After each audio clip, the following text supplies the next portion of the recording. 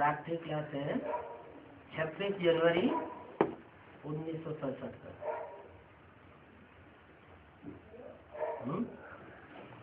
18 जनवरी नहीं तो 26 जनवरी से तुम बच्चों को ये नई नॉलेज मिलती है। तुम बच्चों को क्या, तुम बच्चों को, तुम किसको कहा जाता है? सन्मुख बैठते हैं उनको कहा जाता है तुम बच्चे, और जो सन्मुख नहीं होते हैं, दूर होते हैं,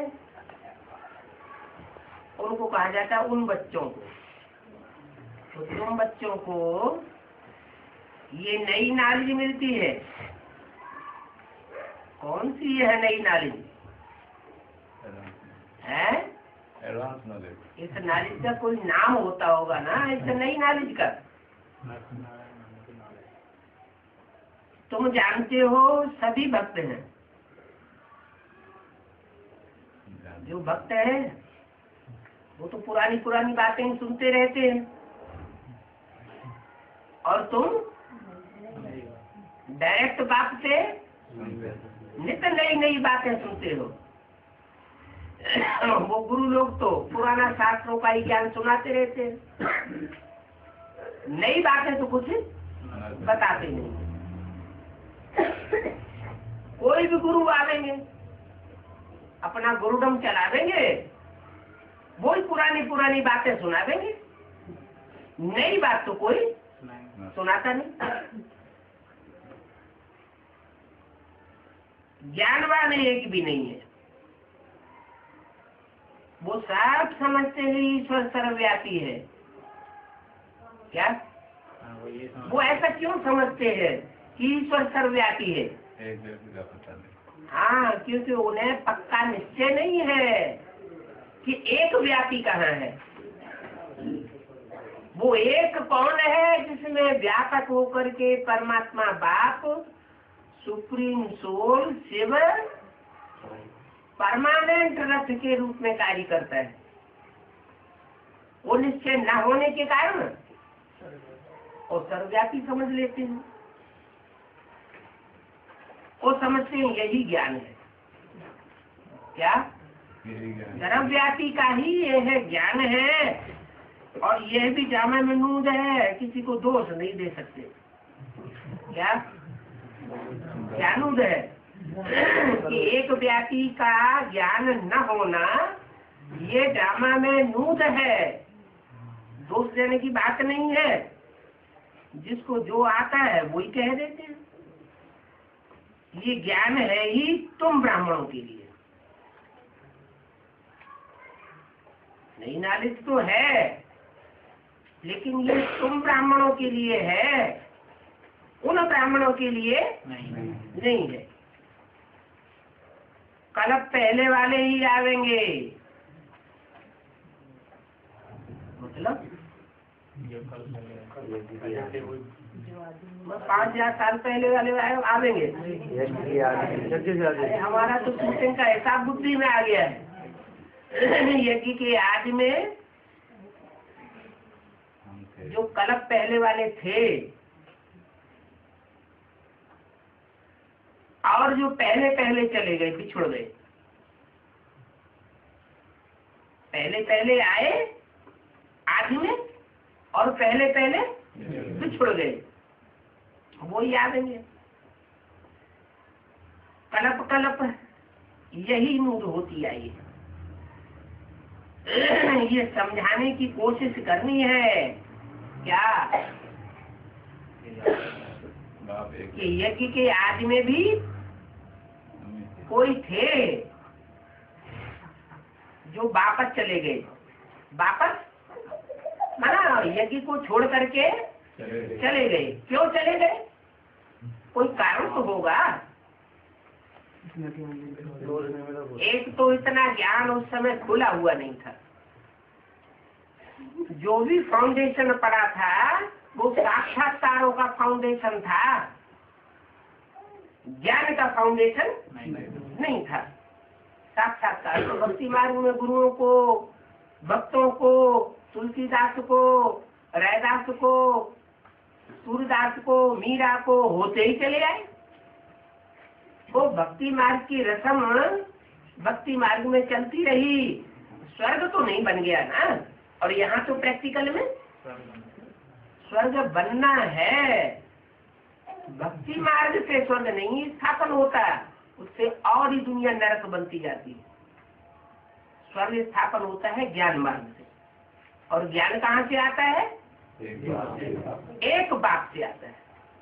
एक व्यापी से आता है स्वर्ग, और अनेक व्यापी माना सर्वव्यापी से होता है नरक। क्यों होता है?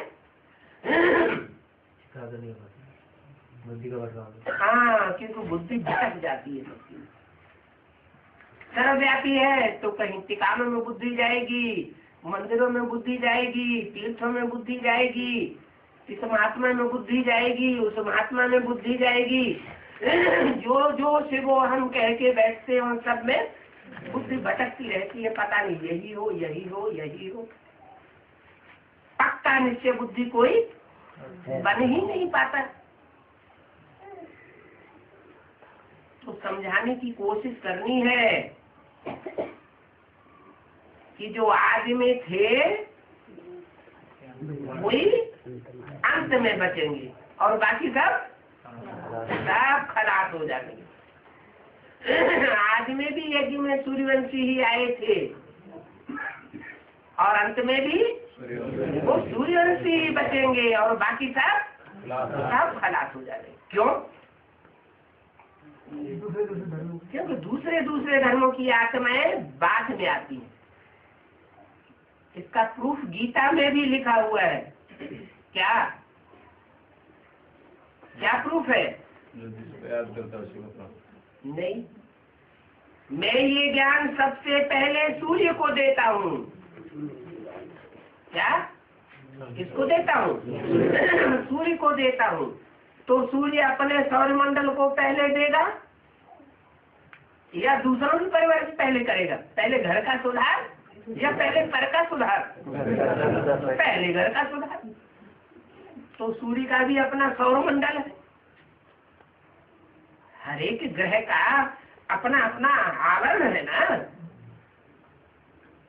तो जो सूर्य का अपना परिवार है, नजदीकी परिवार, उन आत्माओं को पहले वो ज्ञान देता है। जो ज्ञान का प्रकाश स्वयं मिला वो पहले अपने परिवार अपने बच्चों को देता है। आज में भी जो भी बीज रूप ज्ञान मिला उस बीज रूप ज्ञान का प्रचार प्रसार ज्ञान सूर्य के द्वारा पहले अपने बच्चों को हुआ। उन बच्चों में भी श्रेष्ठ से श्रेष्ठ कितने थे? आप। वो अष्ट देव कहे जाते, अष्ट क्षत्रिय नहीं कहे जाते, अष्ट चंद्रवंशी नहीं कहे जाते। वंशी बौद्ध वंशी की तो बात ही नहीं।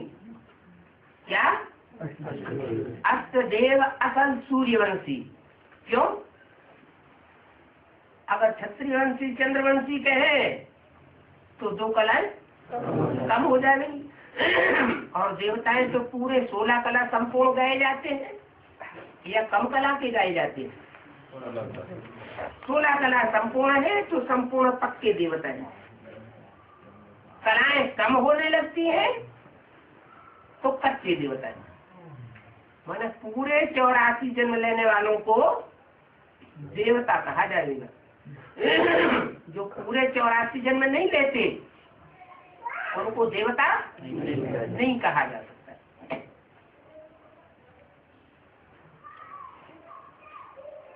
तो ये अष्टदेव और फिर उनका सारा ही परिवार,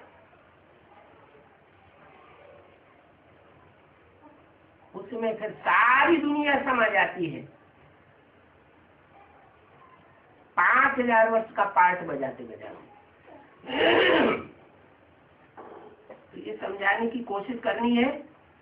बहुत विवाद करते हैं तो बोलो हम तो एक को मानते हैं। क्या? जो ज्यादा वाद विवाद करे तो क्या कहना है? हम तो एक को मानते हैं, एक व्यापी को मानते हैं, हम अनेकों में बुद्धि ले जाने वाले नहीं है। वो ही बात कहते हैं, जिस एक को हम मानते हैं वो ही बात कहते हैं। किसको कहते हैं? हम बच्चों को कहते हैं। वही बात कहते हैं हम बच्चों को, क्या कि मुझे याद करो। कहते हैं तो किसी के सामने ही कहते होंगे ना। जिनके सामने कहते हैं उनकी तरफ दृष्टि का फोर्स भी जाता है, वाचा की पावर भी जाती है, और वाइब्रेशन का फोर्स भी उन बच्चों की तरफ जाता है, तो ज्यादा पावर मिलेगी ना। कहते मुझे याद करो, नहीं अगर मानते हैं तो ठीक है, जाकर के लगे अपने धंधे में। ज्यादा उनके पीछे पड़ने की दरकार नहीं है। कोई को दोष नहीं देते हैं। क्या? हम कोई को दोष नहीं देते हैं, बात बिल्कुल नहीं है। चित्रों के लिए कहेंगे कि ये चित्र तो तुम्हारी कल्पना। ये क्या बात हुई? हमारे चित्र कौन से हैं?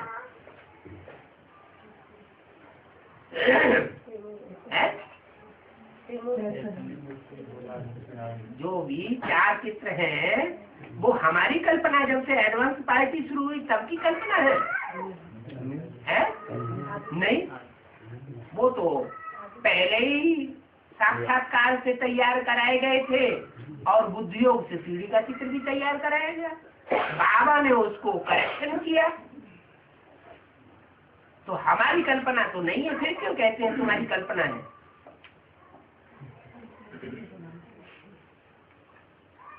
वो कहते हैं तुम्हारा अपनी कल्पना से इसका इंटरप्रिटेशन है। ये तुम्हारी कल्पना के आधार पर इंटरप्रिटेशन है, व्याख्या है, असली व्याख्या नहीं है।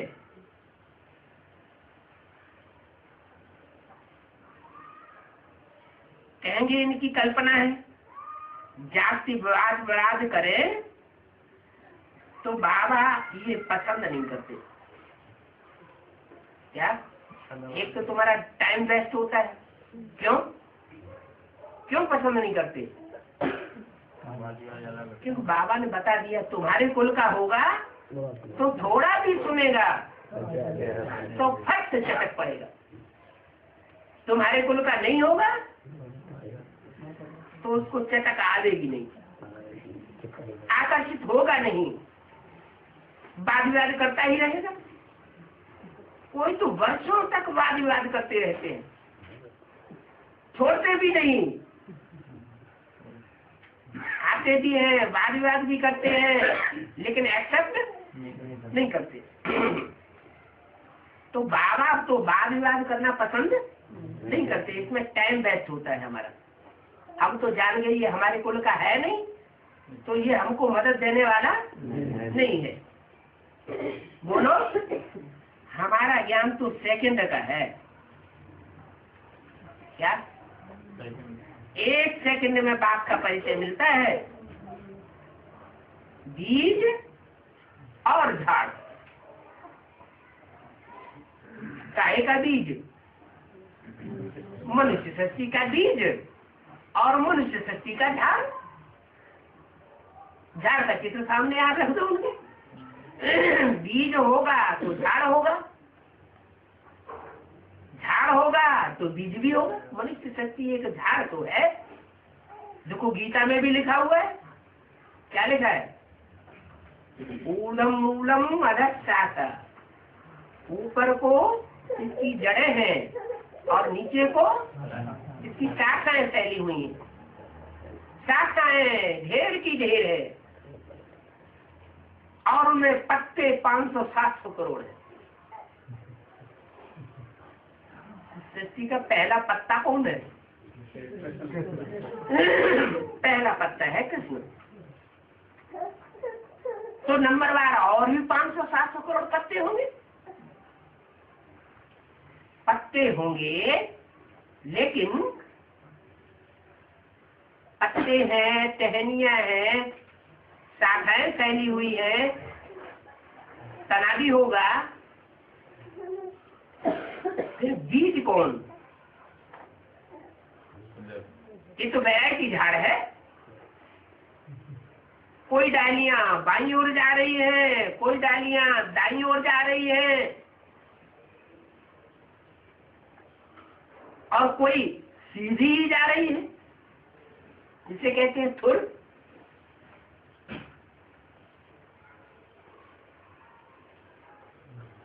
तो 3 प्रकार के डिवाइड होने वाले बच्चे भी तो होंगे।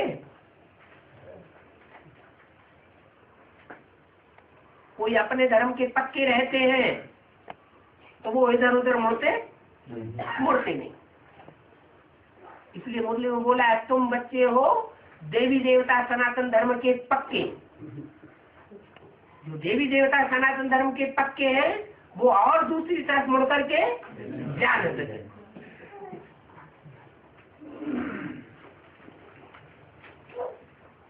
क्योंकि हम तो एक ही सुनते हैं। एक बीज बाप को हमने पहचाना है, तो पहले तो हमें एक बीज बाप का परिचय दो। पहले किसका परिचय देना लेना चाहिए? एक बाप का परिचय। अगर वो एक बाप का परिचय नहीं देते, आना कानी इधर उधर करते हैं, तो चला देना चाहिए। हम तो एक से सुनते हैं। फिर बताना है कि झाड़ कैसे वृद्धि को पाता है। एक सूर्यवंश, और सूर्यवंश से फिर कैसे चंद्रवंश का फाउंडेशन पड़ता है। फिर कैसे इस्लाम वंशी आते हैं, बौद्ध वंशी आते हैं। वो ब्राह्मणों की दुनिया के झाड़ के अंदर समझाना। बाहर की दुनिया का जो झाड़ है वो तो हमने जाना, हिस्ट्री भी जानती है, मनुष्यों की लिखी हुई हिस्ट्री भी जानती है कि 2500 साल से दूसरे धर्म आए। उससे पहले उनकी हिस्ट्री का कुछ भी हिसाब किताब नहीं। जैसे दूसरे धर्म 2500 साल पहले थे ही नहीं। हाँ, उनको फाउंडेशन देने वाले, उनकी जड़ जमाने वाली कोई आत्माएं जरूर थी। उन जड़ों के बीज जरूर थे। अगर बीज ही नहीं होगा तो पौधा या वृक्ष कहां से आ जाएगा? नीम का बीज होगा तो नीम का वृक्ष आएगा। बबूल का बीज होगा तो बबूल का दुखदाई पेड़ आवेगा, कांटे लेकर के आवेगा।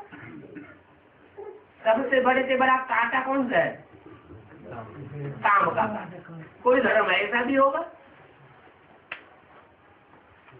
जब बबूल की तरह बड़े बड़े काम के कांटे लेकर के आता होगा?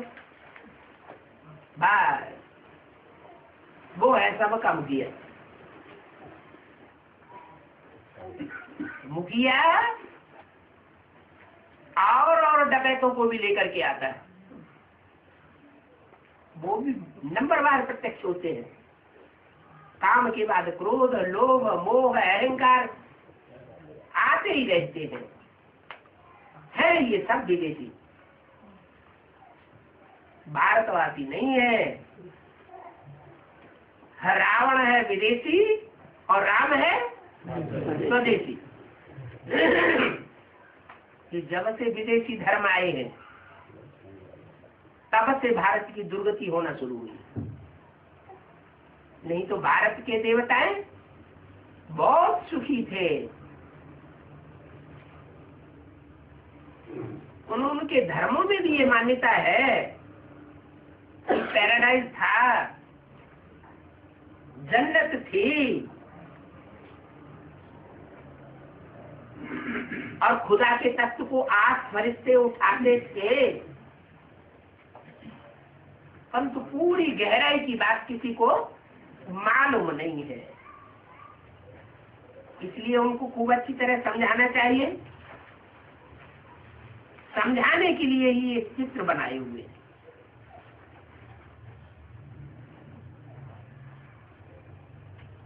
अब सब तो समझने वाले हैं भी नहीं। क्या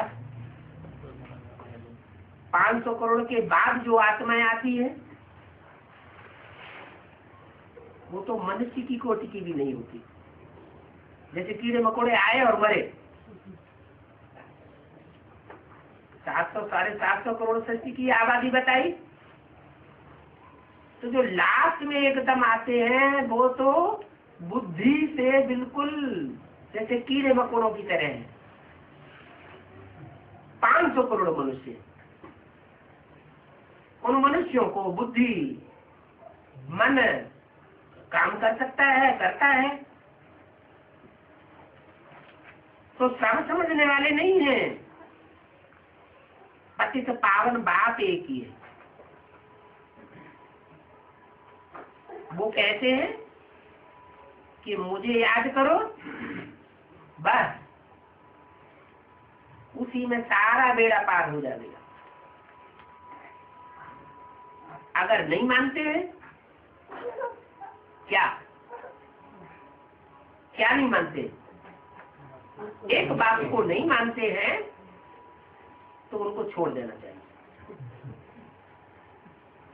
क्यों छोड़ देना चाहिए? दूसरे धर्म के हैं, बाप तो कहता मैं सबको लेके जाऊंगा, है? छोड़ क्यों देना चाहिए? नहीं, जो अपने कुल का नहीं होगा वो धोखा दे के जाएगा, आगे चल के धोखा दे देगा। इसलिए जब हमें पता है कि जो एक को मानने वाले हैं, एक की पहचान करने वाले हैं, वो बाप के असली है, औरत संतान है, तो उनको ही पहले खींचना चाहिए। और औरों को अगर जबरियन खींचेंगे तो वो खून करेंगे। सहज मिले तो दूध सम मांग लिया पानी, और खींच खींच के उनको लेकर निकाला ज्ञान में तो खून कर देंगे। संकल्पों का खून करेंगे। स्थूल खून भी कर सकते हैं। क्यों? क्योंकि सारी दुनिया है दया अभिमानी, हिंसक, और बाप अहिंसक धर्म की स्थापना करने आए, तो छोड़ देना चाहिए। प्रदर्शनी में तुम जाति टाइम दे नहीं सकते। एडवांस में तो कोई प्रदर्शनी नहीं लगाई जाती है। चित्रों की लगाई जाती है क्या? चित्रों की प्रदर्शनी नहीं लगाई जाती, लेकिन ज्ञान रत्नों की प्रदर्शनी तो लगाई जाती है। तो ये भी प्रदर्शनी है, उसमें ज्यादा टाइम किसी को देने की जरूरत नहीं है। झट बोलो, बाप कहते हैं मुझे याद करो। मुझे याद करो किस रूप में? अलफ और बे 2 अक्षर हैं। बाप कहते हैं मुझे याद करो, किस रूप में याद करो? अलफ और बे। बाप तो ज्योति बिंदु, वो कहते हैं, माना जरूर फिर कोई मुख भी तो होना चाहिए। उस ज्योति बिंदु बाप को तो सब धर्म वाले मानते हैं, निराकार को सब मानते हैं, लेकिन ये नहीं जानते कि शास्त्रों में उनके जो लिखा हुआ है, अल्लाह मियाँ ने ये फरमाया, अल्लाह मियाँ ने वो फरमाया, तो फरमाया कैसे? ऊपर से आवाज आती थी क्या? तो उनको बताना है कि 2 अक्षर हैं, अलफ और बे। अलफ माना खड़ा डंडा और बे माना परा, एक है आधार और एक है आधे।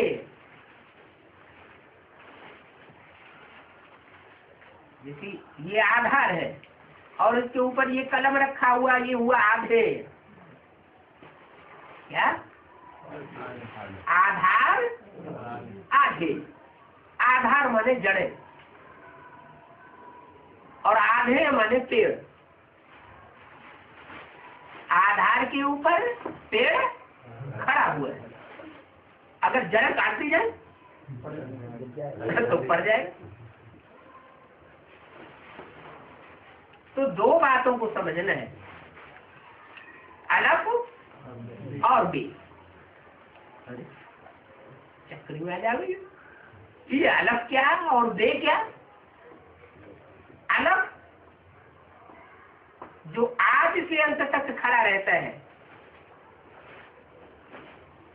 और अंत में चाहे स्वर्ग का अंत हो चाहे नरक का अंत हो, जब आधार हिल जाता है, हट जाता है, तो वो गिर जाता है। आधार कौन है, अलफ कौन है और बे कौन है? अलफ बाप, सुप्रीम सोल बाप, जिस मुकर्रर रथ में प्रवेश करते हैं वो रथ हुआ अलफ। और बे कौन है? बे माना ब्रह्मा। वो चाहे आदि ब्रह्मा हो, जो माता के रूप में ब्रह्मा बाबा को भी पढ़ाता था, मम्मा को भी पढ़ाई पढ़ाता था, टीचर हो बैठता था। और चाहे वो बाद में पार्ट बजाने वाली आत्मा हो, बे के रूप में। जब आधार हिलता है तो आधे भी हिल जाता है।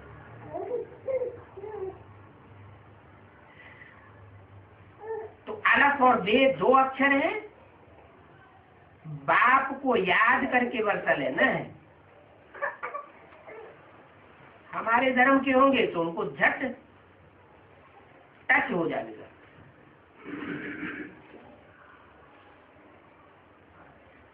पहले पहले तो ले जाना चाहिए शिव बाबा की चित्र पर। क्या समझाए कि पहले पहले कहाँ ले जाना चाहिए? शिव बाबा की चित्र पर। अच्छा, तो ले जाते हो क्या? है ले जाते कि नहीं ले जाते?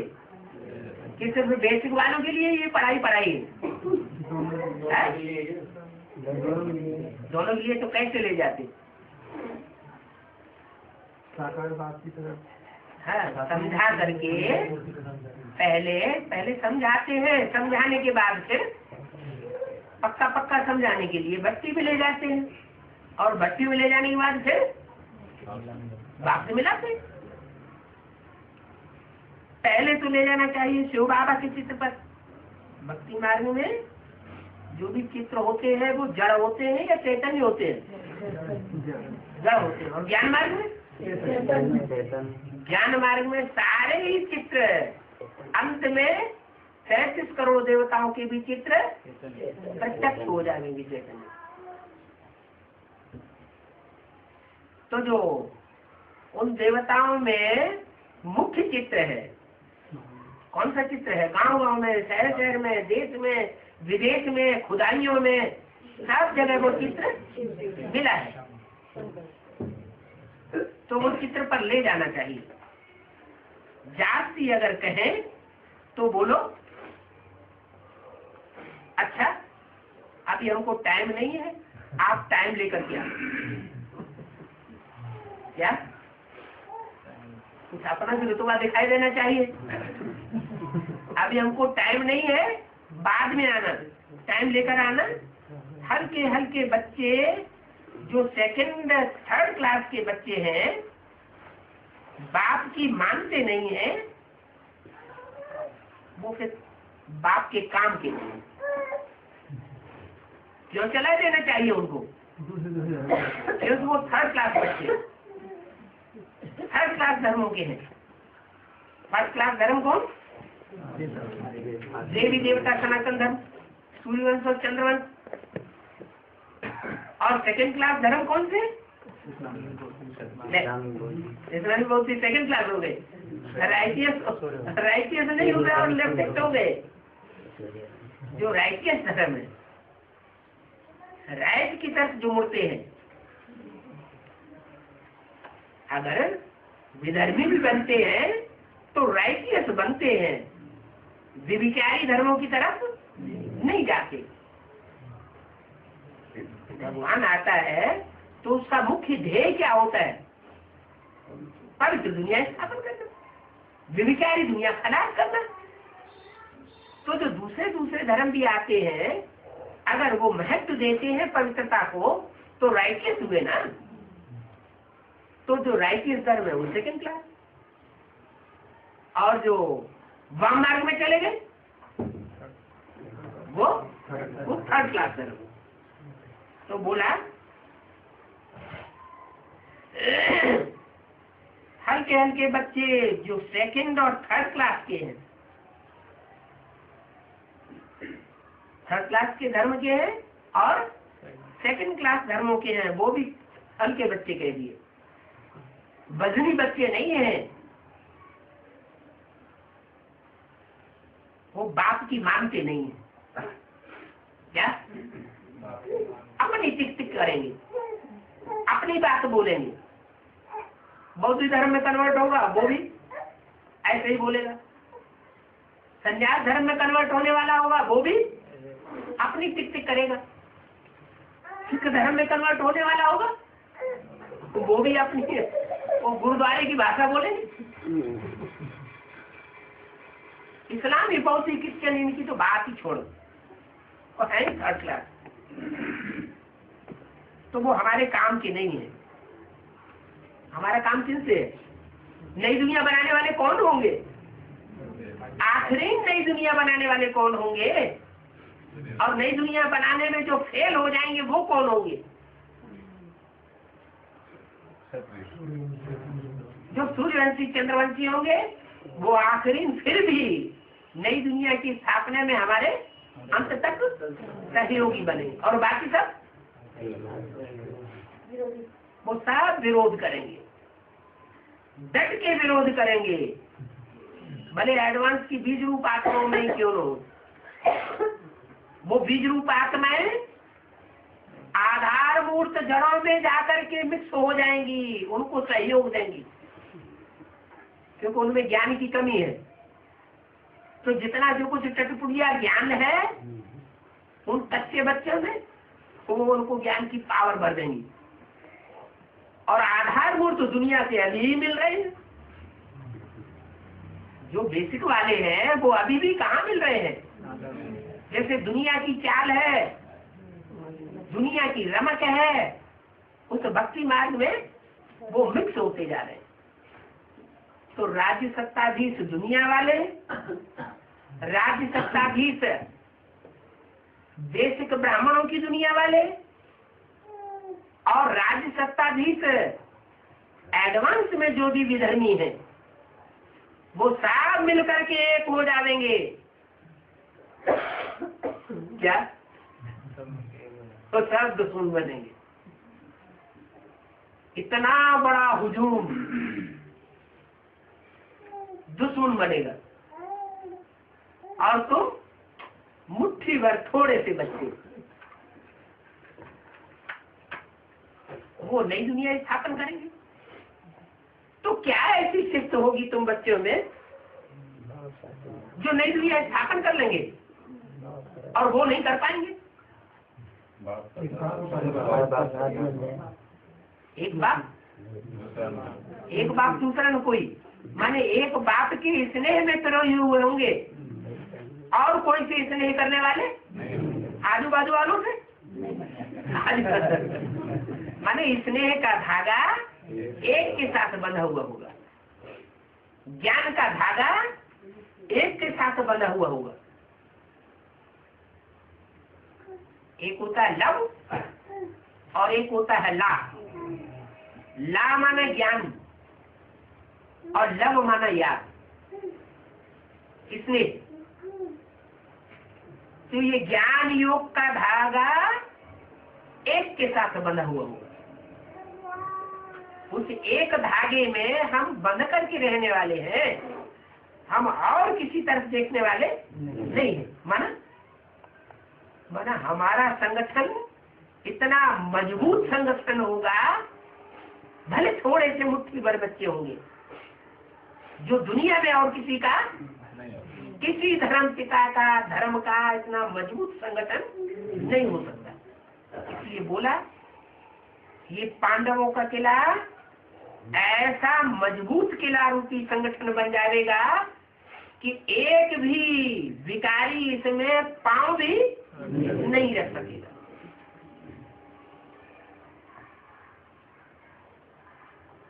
भारत के राजाएं हार क्यों खाते रहे?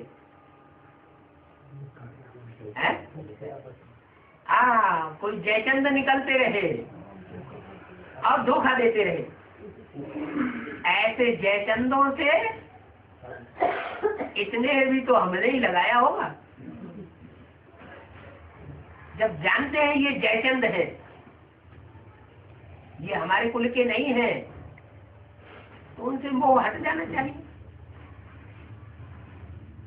यज्ञ के आज में भी यही लड़ाई हुई थी। क्या लड़ाई हुई थी? पांडवों के साथ कौन जाता है? कुत्ता जाता है। तो सब पांडवों को कुत्ता पसंद होगा क्या?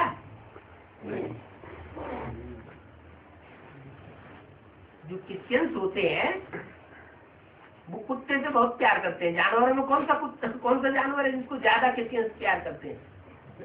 क्रिश्चियंस लेडीज तो बहुत प्यार करती है।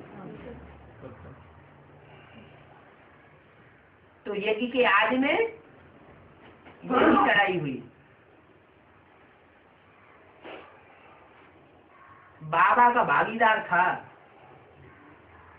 इस बात में भागीदार था। दुनिया के जो हीरे जवाहरात की दुकान थी उसमें भागीदार था। उसको भागीदार क्यों बना लिया? किसी और रास्ते चलते आपने किसी व्यक्ति को भागीदार बना लेते?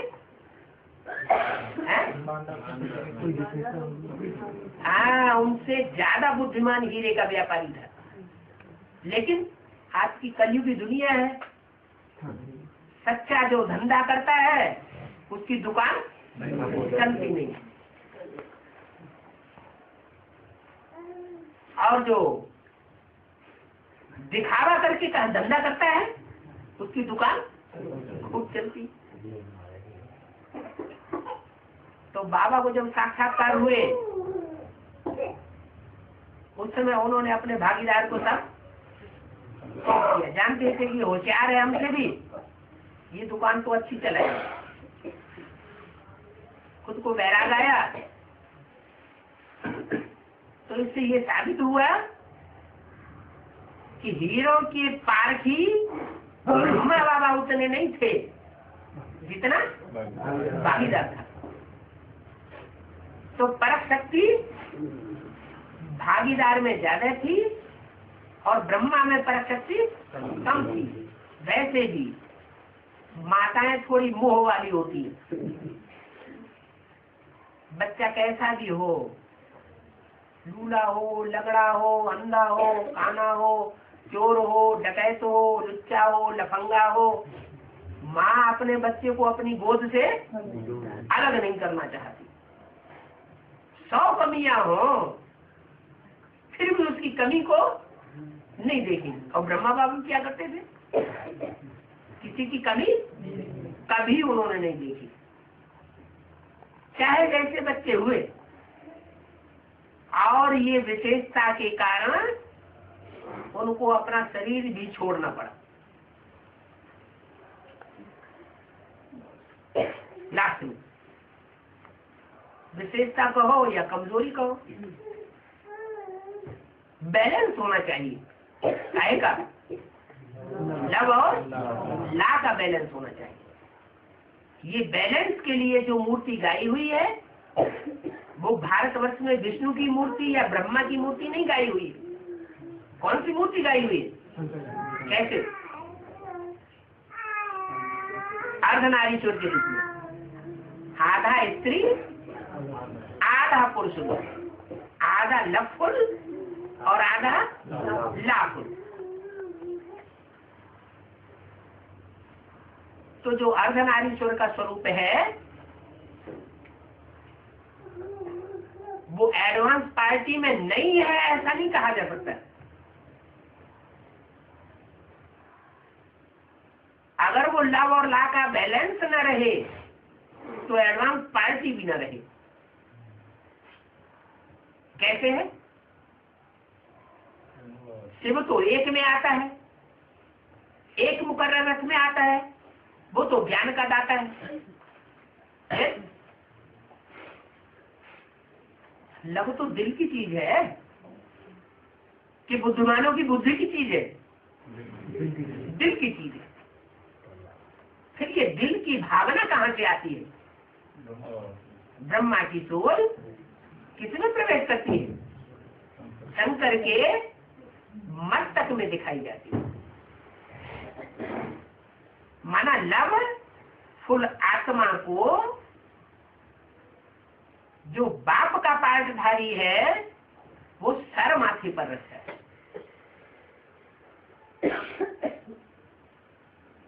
सच्चा प्यार करने वाला हो तो सर माथे पर। ये दोनों आत्माएं ला और लव का जो विक्स पार्ट बजाती हैं एक ही शरीर के अंदर, उनका नाम क्या दिया? ज्ञान की भाषा में बाप दादा। ये कंबाइंड रूप है, अलग अलग शरीर नहीं है। बाप दादा का अलग अलग शरीर नहीं है, शरीर एक है और आत्माएं दो। एक लाफुल और एक लफुल। तो ला और लफुल बाप इस समय सूर्यवंशी और चंद्रवंशी बच्चों की पालना युक्ति से कर रहा है। जो बोला है क्या साल अव्यक्तवाणी में क्या बोला कि नई दुनिया की सौगात तुम बच्चों को बाप दादा ने दे दी है। माना फाउंडेशन कहीं न कहीं पड़ रहा है। सन 76 में भी बोला था 10 साल के अंदर नई दुनिया की स्थापना, पुरानी दुनिया का विनाश हो जाएगा। नहीं बोला था क्या? बोला था। फिर बात हो ही नहीं नई दुनिया की स्थापना है? हुई? कहाँ हुई? ब्राह्मणों की दुनिया में नई दुनिया की स्थापना कहाँ हुई? हाँ, एक आत्मा निमित्त है। बुद्धि के तीसरे नेत्र के रूप में उसको दिखाया जाता है। तीसरा नेत्र प्रसिद्ध है और वो तीसरा नेत्र भी पड़ा हुआ नेत्र नहीं, कैसा खड़ा हुआ नेत्र दिखाया जाता है। वो एक ही आत्मा ऐसी है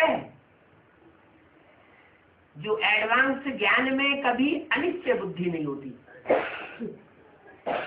और बाकी सब कुछ न कुछ निश्चय अनिश्चय आता रहता है। क्यों आता रहता है? क्यों? ये अनिश्चय का संस्कार कहाँ से आता है? जब बाप में संस्कार नहीं है अनिश्चय बुद्धि बनने का, तो बच्चों में कहाँ से आता है? किसके संग के रंग से है? अरे बच्चा माँ से पैदा होता है तो संग का रंग पहले किसका लगता है? पहले माँ का लगता है कि दूसरों को लगता है? माँ का लगता है। और यहाँ ब्रह्मा के लिए मुरली में क्या बोल दिया? सबसे ज्यादा निश्चय अनिश्चय के चक्र में सबसे ज्यादा जन्म मृत्यु के चक्र में कौन आत्मा आती है? ब्रह्मा आता है। अभी अभी इतनी फर्स्ट क्लास वाणी चलती है एडवांस ज्ञान की, और अभी अभी गुलजार दादी में प्रवेश करके अव्यक्त वाणी चलती है।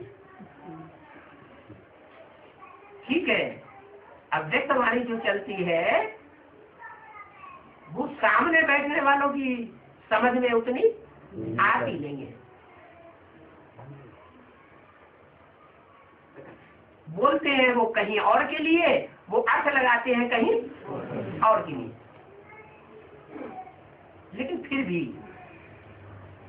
जिनसे कुछ प्राप्ति नहीं होने वाली है उनके प्रति बार बार खिंच करके क्यों जाते हैं? क्योंकि माँ का मोह ममता खींच लेती है। तो बच्चों में जो अनिश्चय बुद्धि का संस्कार आता है वो कहाँ से आता है? माँ से आता है। कोई भी फसल पैदा होती है तो उसमें सारा महत्व बीज के ऊपर जाता है या धरणी के ऊपर भी जाता है? बीज चाहे कितना भी अच्छा हो और धरणी अगर सफलीभूत नहीं है तो बीज बढ़िया फल नहीं दे सकता। तो सूर्यवंश और चंद्रवंश, सूर्य और चंद्रमा दोनों के बीच में कोई धब्बा न दिखाई दे, ऐसा पार्ट कौन सा है? और एक ऐसा है जिसमें कलयुग के अंत में धब्बे की धब्बे दिखाई देते हैं। चंद्रमा संपूर्ण होता है? ध्यान से देखा कभी? उसमें गहरे गहरे खड्डे दिखाई देते हैं। और सूर्य में सिवाय प्रकाश के, सिवाय रोशनी के कुछ भी दिखाई नहीं देता। क्यों? क्योंकि सूर्य अनिश्चय बुद्धि है ही नहीं। जहाँ अनिश्चय होता है वहाँ मृत्यु होती है, हार होती है। अनिश्चय बुद्धि विनश्यते हो जाती है। इसलिए बोला सीढ़ी में नीचे लिख दो। जहाँ 40 वर्ष के संगम युग में ब्राह्मण बैठे हुए ना, उन ब्राह्मणों के बेसिक ब्राह्मणों के चित्र दिए हुए हैं सीढ़ी में, उसमें लिख दो। मुरली में बोला विनाश काले विपरीत बुद्धि विनश्यति, और ऊपर लिख दो जहाँ सत्य की सीढ़ियों के बाहर कुमार कुमारियां खड़े हुए हैं, निश्चय बुद्धि विजय थी। तो प्रैक्टिकल ज्ञान है, चाहे ब्रह्मा हो, चाहे ब्रह्मा कुमार हो, चाहे ब्रह्मा कुमारी हो, उस ब्रह्मा के स्वरूप को भगवान के रूप में, गीता के भगवान के रूप में जो याद करने वाले हैं उनकी क्या गति होती जाती है? विनश्यते का पार्ट बजाते हैं या विजयते का पार्ट बजाते हैं? जैसे ब्रह्मा बाबा शरीर छोड़ करके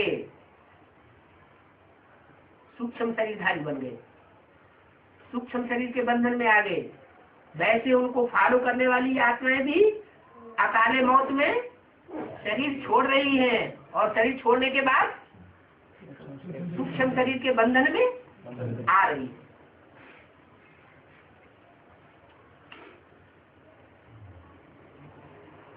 अब समझ में आ गया कि इस्लामी, बौद्धी और क्रिश्चियंस में फरिश्ताओं की मान्यता क्यों है? वहां देवताओं की मान्यता नहीं है। देवताएं साकार शरीरधारी होते हैं जिनको भारतवासी मानते हैं, उनकी मूर्तियां बनाई जाती हैं, और फरिश्तों की मूर्तियां नहीं बनाई जाती। लेकिन विधर्मी आत्माएं उनको फरिश्तों को मानती है, देवताओं को नहीं मानती।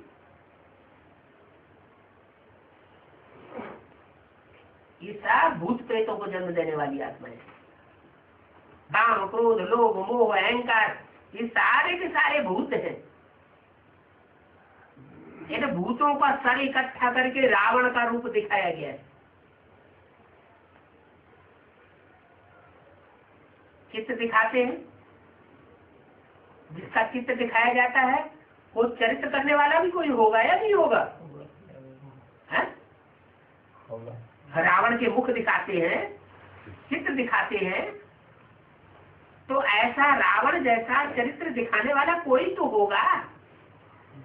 एक होगा या अनेक होंगे?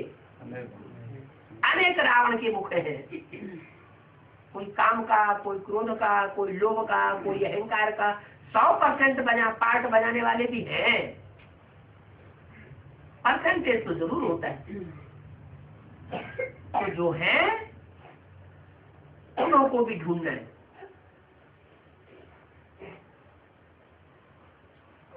कि कौन से धर्म से है? जरूर लेफ्टिस्ट धर्मों से ही। काम का बीज भी होगा, काम की जड़ भी होगी, क्रोध का बीज भी होगा, क्रोध की जड़ भी होगी, लोभ मोह अहंकार भी दिया हुआ है। फिर इनकी पैदाइश कहाँ से होती है?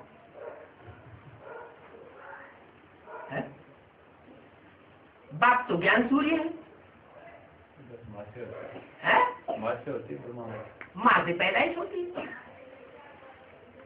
अगर माँ पूरा पूरा बाप को फॉलो करे तो ये पैदाइश होगी क्या? नहीं हो सकती। ये विदेशियों के चक्कर में आकर के, विदेशी बच्चों के प्रभाव में आकर के माँ की ये दुर्गति होती है। उसकी कथा बना दी है। क्या? रावण ने सीता का हरण कर लिया।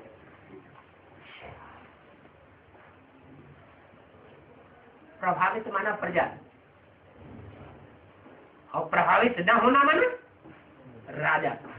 कोई हमको कुछ भी सुनाने आया, बताने आया, और हम उसके बताए हुए से, सुनाए हुए से बिल्कुल प्रभावित नहीं हुए, इसका मतलब हम उसके राजा हैं, हम उसके प्रभाव में आने वाली प्रजा नहीं है। तो माँ का स्वभाव संस्कार ये है। भारत की माताओं का तो खास बच्ची के रूप में है, खास करके द्वापर कलयुग में बच्ची के रूप में है, तो माँ का बाप के कंट्रोल में है। शादी हो जाती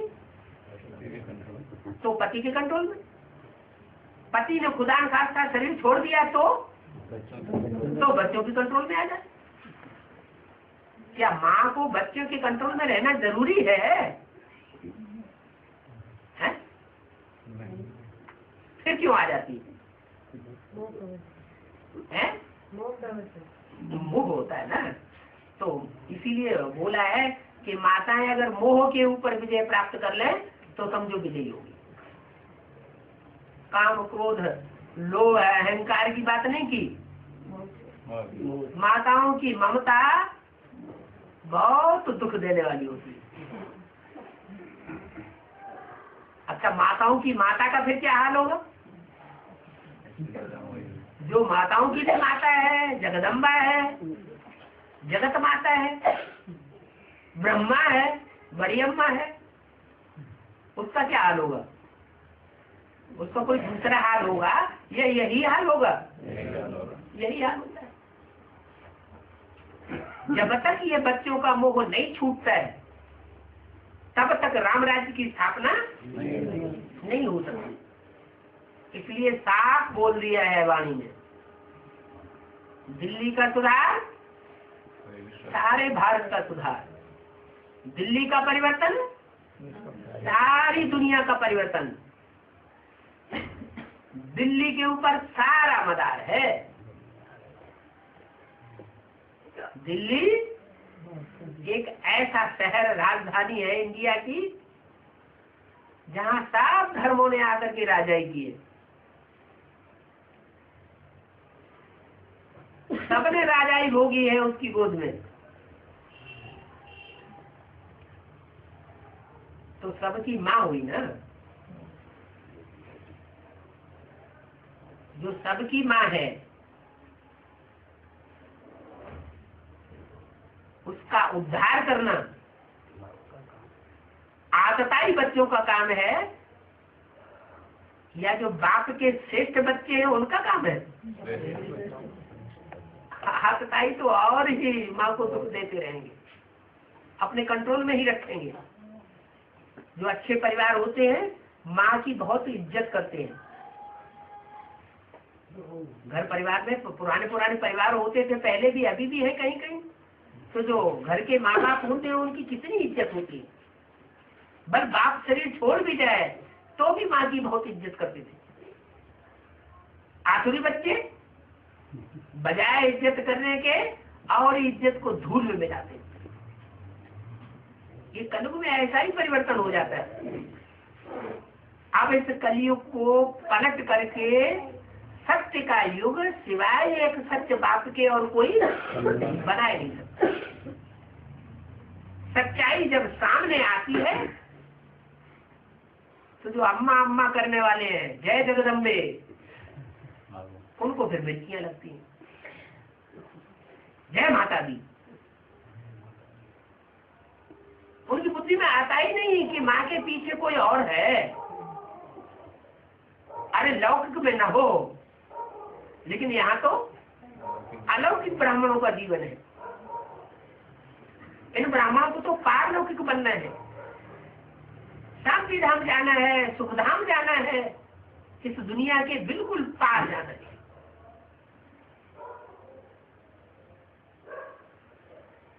तो यहाँ के लिए तो गाया हुआ है, तुम्हारी गतिमति तुम ही जानो और न जाने कोई।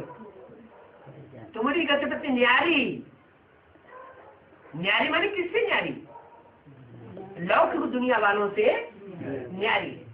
बाप आया हुआ है माताओं का रिगार्ड रखने के लिए, तो कितना भी डिसरिगार्ड करने वाले बच्चे क्यों न हो, लेकिन आखिरी बाप माताओं का रिगार्ड करवा करके ही जाएगा, तब होगी वंदे मातरम।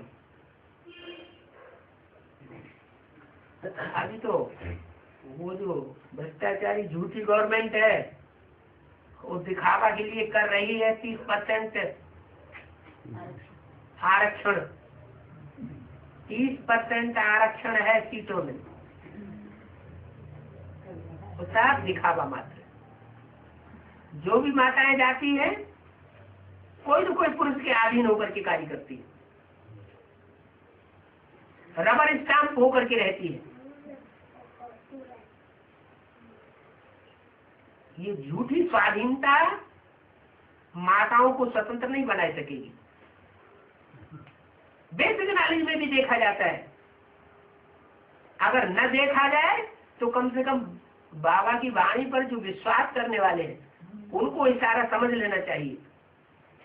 अव्यक्तवाणी में बोला था पांडवों को शक्तियों का गाइड नहीं बनना है, गार्ड बन करके भले रहे।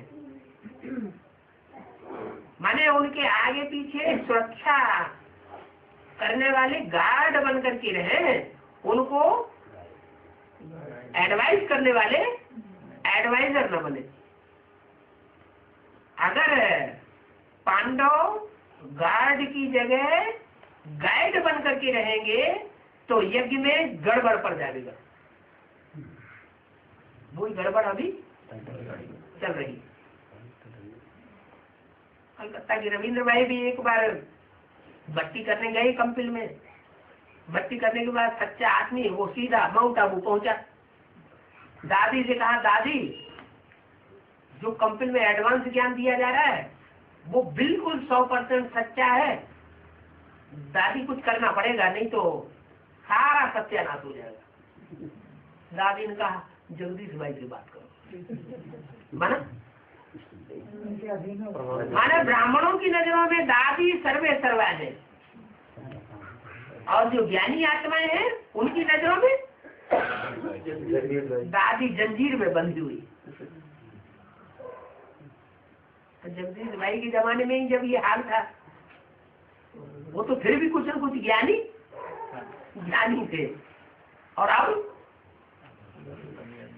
अब तो पूरे ही गुंडों के हाथ में सारा राज्य आ चुका।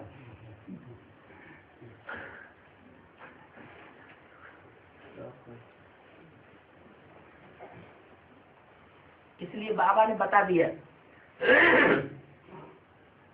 अंजाम बता दिया। क्या अंजाम बताया याद है? माउंट आबू। हाँ, मधुबन वालों को मधुबन छोड़ना पड़ेगा, ज्ञान सरोवर वालों को ज्ञान सरोवर छोड़ना पड़ेगा, और गीता पाठशाला वालों को गीता पाठशाला छोड़नी पड़ेगी।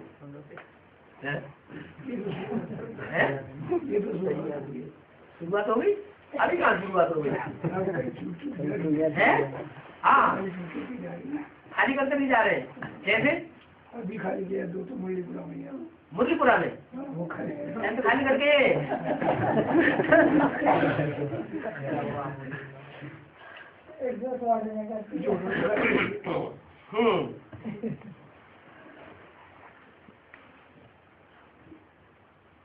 तो ऐसे बच्चे जो माँ की कदर नहीं करते, वो बाप की कदर भी नहीं कर सकते,